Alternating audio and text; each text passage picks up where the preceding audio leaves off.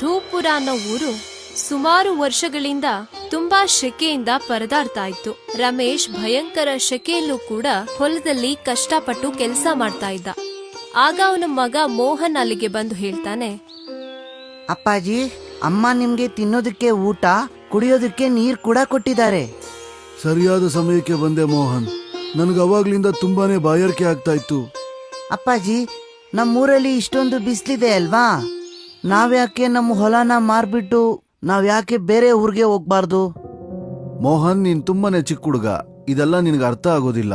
ನಮ್ಮೂರಲ್ಲಿ ಕಳೆದ ವರ್ಷಗಳಿಂದ ಮಳೆನೇ ಆಗ್ತಿಲ್ಲ. ಅದು ಅಲ್ಲದೆ ಕರೆಂಟ್ ಕೂಡ ಇಲ್ಲ. ಜಮೀನ್ದಾರು ತಮ್ಮ ಸ್ವಂತ ದುಡ್ಡಿನಿಂದ ನಮ್ಮೂರ್ಗೆ ಸೋಲಾರ್ ಪ್ಲಾಂಟ್ ಅನ್ನ ಮಾಡಿದ್ದಾರೆ. ಅದ್ರ ಮೂಲಕನೇ ಊರಿಗೆ ಕರೆಂಟ್ ಬರ್ತಾ ಇರೋದು. ಅವರು ಕೇವಲ ಯಾರ ಮನೆಗೆ ಕರೆಂಟ್ ಕೊಡ್ತಾರೆ ಅಂದ್ರೆ, ಯಾರು ತಮ್ಮ ಹೊಲವನ್ನ ಅವ್ರ ಹತ್ರ ಗಿರ್ವಿ ಇಡ್ತಾರೋ ಅಂತವ್ರಿಗೆ ಮಾತ್ರ. ಅದೇ ರೀತಿ ಊರಲ್ಲಿ ಎಲ್ಲಾರ ಮನೆಗೂ ಫ್ಯಾನ್, ಫ್ರಿಡ್ಜ್, ಕೂಲರ್ ಕೂಡ ನಮ್ ಜಮೀನ್ದಾರೇ ಕೊಟ್ಟಿರೋದು. ಇದು ತುಂಬಾ ಮೋಸ ಅಪ್ಪಾಜಿ. ಜಮೀನ್ದಾರು ಎಲ್ರಿಗೂ ಫ್ಯಾನ್, ಫ್ರಿಡ್ಜ್, ಕೂಲರ್ ಎಲ್ಲವನ್ನ ಕೊಟ್ಟಿದ್ದಾರೆ. ಅದ್ರ ಬದಲಿಗೆ ಅವ್ರು ತುಂಬಾ ಕೆಲಸವನ್ನು ಮಾಡಿಸ್ತಾರೆ. ನೀನಂತೂ ನನಗಿಂತ ತುಂಬಾನೇ ಬುದ್ಧಿವಂತ ಮೋಹನ್. ಅದಕ್ಕೆ ನಾನು ನಿನ್ನ ಓದಿಸೋಕೋಸ್ಕರ ಸಿಟಿಯಲ್ಲಿರೋ ನಿನ್ನ ಅಜ್ಜಿ ಮನೆಗೆ ನಿನ್ನ ಕಳಿಸ್ತಾ ಇದ್ದೀನಿ. ನನಗ್ ನಂಬಿಕೆ ಇದೆ, ನೀನು ಯಾವಾಗ ಓದಿ ಈ ಊರಿಗೆ ಬರ್ತೀಯೋ ಇಷ್ಟು ವರ್ಷದಿಂದ ನಮ್ಮ ಮೇಲೆ ಆಗ್ತಾ ಇರೋ ಅನ್ಯಾಯಕ್ಕೆ ಒಂದು ಮುಕ್ತಿ ಕೊಡ್ತೀಯಾ ಅಂತ. ಮೋಹನ್ ನಗನಗ್ತಾನೆ ಅಲ್ಲಿಂದ ಹೊರಟು ಹೋಗ್ತಾನೆ. ಈ ಘಟನೆ ಆಗಿ 10 ವರ್ಷಗಳ ನಂತರ ವಿಮಲಾ ಹೊಲದಲ್ಲಿ ಕೆಲಸ ಮುಗಿಸ್ಕೊಂಡು ತನ್ನ ಮನೆಗೆ ವಾಪಸ್ ಹೋಗ್ತಿರುವಾಗ ಆಗ ಅವಳ ಮನೆಯಲ್ಲಿ ತನ್ನ ಮಗನ ಜೊತೆ ಒಂದು ಸುಂದರವಾದ ಹುಡುಗಿಯನ್ನ ನೋಡಿ ಆಶ್ಚರ್ಯಗೊಳ್ತಾಳೆ. ಮೋಹನ್, ನೀನ್ ಯಾವಾಗ ಬಂದೆ? ಅದು ಅಮ್ಮ, ಈಗ ತಾನೇ ಬಂದೆ ನಾನು. ನಿನ್ ಜೊತೆ ಇರೋ ಈ ಹುಡುಗಿ ಯಾರು? ಅಮ್ಮ, ಇವಳ ಹೆಸರು ಮೋಹಿನಿ ಅಂತ. ಇವಳು ನನ್ ಜೊತೆನೆ ಓದ್ತಿದ್ಲು. ಈಗ ನಾವಿಬ್ರು ಮದ್ವೆ ಕೂಡ ಆದ್ವಿ. ಇನ್ಮೇಲೆ ಇವಳು ನಿಮಗ್ ಸೊಸೆ. ಅಮ್ಮ, ಇನ್ಮೇಲೆ ನಾನು ಈ ಊರಲ್ಲೇ ಇರ್ತೀನಿ. ಬೇಡಪ್ಪ, ಈ ಊರಲ್ಲಿ ಎಲ್ಲಾ ಜನರು ಕೂಡ ಜಮೀನ್ದಾರರ ಗುಲಾಮ್ರಾಗಿದ್ದಾರೆ. ಅಪ್ಪಾಜಿ ನನ್ನನ್ನ ಸಿಟಿಗೆ ಓದ್ಸೋದಕ್ಕೆ ಯಾಕೆ ಕಳಿಸಿದ್ರು ಅಂದ್ರೆ, ಜಮೀನ್ದಾರರು ಈ ಊರಿಗೆ ಮಾಡ್ತಿರೋ ಅನ್ಯಾಯನ ಮತ್ತೆ ಈ ಗುಲಾಮ್ಗಿರಿನ ನಾನ್ ತಡೀಲಿ ಅಂತ. ಮಾರನೇ ದಿನ ಮೋಹನ್ ಜಮೀನ್ದಾರ ಮನೆ ಕಡೆಗೆ ಹೋಗ್ತಾನೆ. ಅಯ್ಯೋ ಮೋಹನ್, ನೀನ್ ಯಾವಾಗ ಬಂದ್ಯಪ್ಪ? ನೀನ್ ಈ ಊರ್ ಬಿಟ್ಟು ಹೋದಾಗ ಎಷ್ಟು ಚಿಕ್ಕವನಾಗಿದ್ದೆ, ನೋಡು ಎಷ್ಟು ದೊಡ್ಡವನಾಗ್ಬಿಟ್ಟಿದ್ಯಾ. ನೀನ್ ಬಂದಿದ್ದು ಒಳ್ಳೇದೇ ಆಯ್ತು ಬಿಡು. ನಿಮ್ಮಪ್ಪ ಬೇರೆ 5 ವರ್ಷದ ಹಿಂದೆ ಈ ಊರ್ನ ಬಿಟ್ಟು ಮೇಲ್ ಹೋಗಿದ್ದಾರೆ. ಇನ್ಮೇಲೆ ಅವ್ರ ಕೆಲ್ಸನ ನೀನ್ ಮಾಡ್ತೀಯಾ? ನಾನ್ ಇಲ್ಗೆ ನನ್ ಜಮೀನ್ ಪತ್ರನ ತಗೊಳಕ್ ಬಂದಿರೋದು.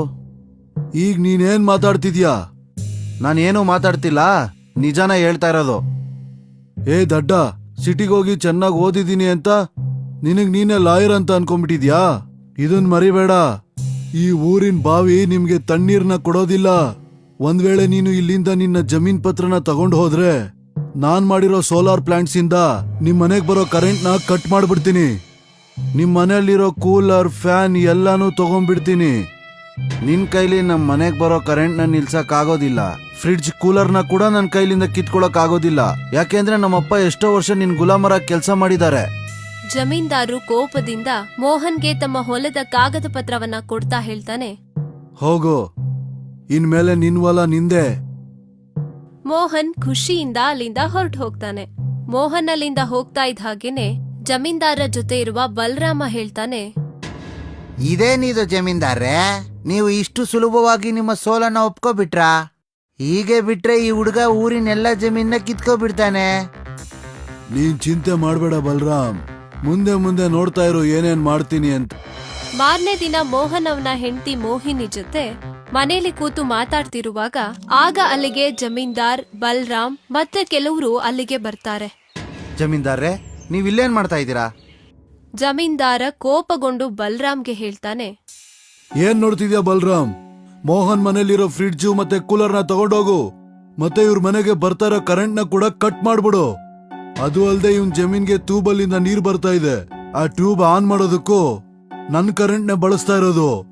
ಅಲ್ಲಿನ ಕರೆಂಟ್ ಕೂಡ ಕಟ್ ಮಾಡ್ಬಿಡು. ನಾನು ನೋಡ್ತೀನಿ ಇವನು ಅದೆಂಗ್ ವ್ಯವಸಾಯ ಮಾಡ್ತಾನೆ ಅಂತ. ಅದು ಅಲ್ದೆ ತಣ್ಣೀರ್ ಕುಡಿದೆ ಇವನ್ ಈ ಊರಲ್ಲಿ ಹೆಂಗ್ ಬದುಕ್ತಾನೆ ಅಂತ ನೋಡ್ಬಿಡ್ತೀನಿ. ಇಷ್ಟನ್ನ ಹೇಳಿ ಜಮೀನ್ದಾರ ಖುಷಿಯಾಗಿ ಮೋಹನ್ ಮನೇಲಿದ್ದ ಫ್ರಿಡ್ಜ್ ಮತ್ತೆ ಫ್ಯಾನ್ ಅನ್ನ ಎತ್ಕೊಂಡು ಹೊರಟು ಹೋಗ್ತಾನೆ.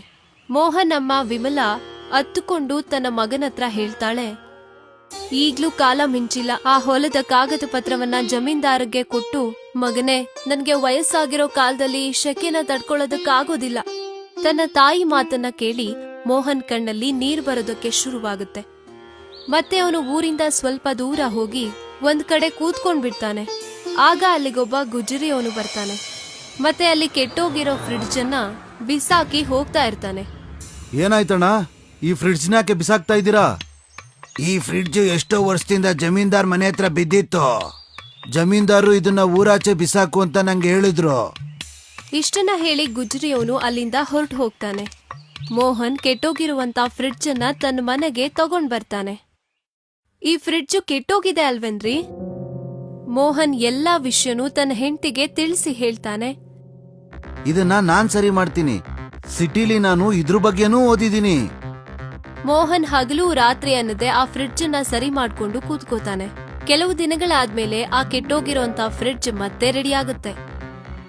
ಮೋಹನ್, ಇದು ಸ್ಟಾರ್ಟ್ ಆಗ್ಬೇಕು ಅಂದ್ರೆ ಕರೆಂಟ್ ಅವಶ್ಯಕತೆ ಇರುತ್ತೆ. ಚಿಂತೆ ಮಾಡ್ಬೇಡ ಮೋಹಿನಿ, ನಾನ್ ಸರ್ಕಾರಕ್ಕೆ ಪತ್ರ ಕಳಿಸಿದ್ದೀನಿ. ನಮ್ಮೂರ್ಗೆ ಸರ್ಕಾರದಿಂದ ಸೋಲಾರ್ ಪ್ಲಾಂಟ್ ನ ಮಾಡ್ಲಿ ಅಂತ. ಮತ್ತೆ ಬ್ಯಾಂಕ್ ಅಲ್ಲಿ ಲೋನ್ ಕೂಡ ಅಪ್ಲೈ ಮಾಡಿದೀನಿ. ಎಲ್ಲನೂ ಸರಿ ಹೋಗ್ಬಿಡುತ್ತೆ. ಮಧ್ಯರಾತ್ರಿ ಆಗಿತ್ತು. ಮೋಹನ್ ಗಾಢವಾದ ನಿದ್ರೆಯಲ್ಲಿದ್ದ. ಇದ್ದಕ್ಕಿದ್ದಾಗೆ ಮೋಹನ್ ಕೋಣೆಯಲ್ಲಿ ತಣ್ಣನೆ ಗಾಳಿ ಬರೋದಕ್ಕೆ ಶುರುವಾಯ್ತು. ಮೋಹನ್ ತಕ್ಷಣ ಎದ್ದ. ನಂಗ್ಯಾಕೆ ಈ ರೂಮಲ್ಲಿ ಎಸಿಲ್ ಬರೋ ತರ ಗಾಳಿ ಬರ್ತಾ ಇದೆ? ಏನಾಯ್ತು ಮಗನೇ? ಅಮ್ಮ, ನಿಮ್ಗೆ ಈ ರೂಮಲ್ಲಿ ತಣ್ಣಗಿನ ಗಾಳಿ ಬರ್ತಿಲ್ವಾ? ಆಹಾ, ಬರ್ತಾ ಇದೆ. ನನ್ಗೂ ಕೂಡ. ಆಗ ಎಲ್ರ ಗಮನ ಫ್ರಿಡ್ಜ್ ಕಡೆ ಹೋಯ್ತು.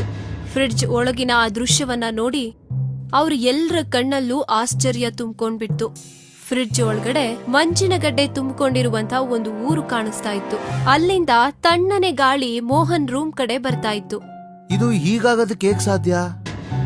ಗೊತ್ತಿಲ್ಲ, ಆದ್ರೆ ನನ್ಗನ್ಸುತ್ತೆ ನಾವಲ್ಲಿ ಹೋಗಿ ಏನಾಗ್ತಿದೆ ಅಂತ ನೋಡ್ಬೇಕು. ಇವಳು ಸರಿಯಾಗಿ ಹೇಳ್ತಾ ಇದ್ದಾಳೆ. ನನ್ಗನ್ಸುತ್ತೆ ಇದ್ಯಾವ್ದೋ ಜಾದೂ ಫ್ರಿಡ್ಜ್ ಅಂತ. ಅವರು 3 ಜನ ಫ್ರಿಡ್ಜ್ ಒಳಗಡೆ ಹೋದ್ರು. ಒಳಗಡೆ ಹೋಗ್ತಿದ್ದ ಹಾಗೇನೆ ಅವರು ಒಂದು ಊರೊಳಗಡೆ ಕಾಲಿಡ್ತಾರೆ. ಅಲ್ಲಿ ಪ್ರತಿ ವಸ್ತುನೂ ಕೂಡ ಮಂಜಿನಿಂದ ಕೂಡಿತ್ತು. 3 ಜನರ ಕಿವಿಗೆ ಒಂದು ಸ್ತ್ರೀಯ ಧ್ವನಿ ಕೇಳಿಸೋದಕ್ಕೆ ಶುರುವಾಯ್ತು. ಯಾರು ನೀವು ಮೂವರು? ಆ ಮೂವರು ತಿರುಗಿ ನೋಡ್ತಾ ಇದ್ದ ಹಾಗೇನೆ ಅವರ ಮುಂದೆ ಒಬ್ಳು ಮಂಜಿನ ಸ್ತ್ರೀ ನಿಂತಿರ್ತಾಳೆ. ಆ 3 ಜನನು ನೋಡ್ತಾ ಇರ್ತಾಳೆ. ನನ್ನ ಹೆಸರು ಮೋಹನ್ ಅಂತ. ಇವರು ನಮ್ಮಮ್ಮ ಮತ್ತೆ ನನ್ನ ಹೆಂಡತಿ.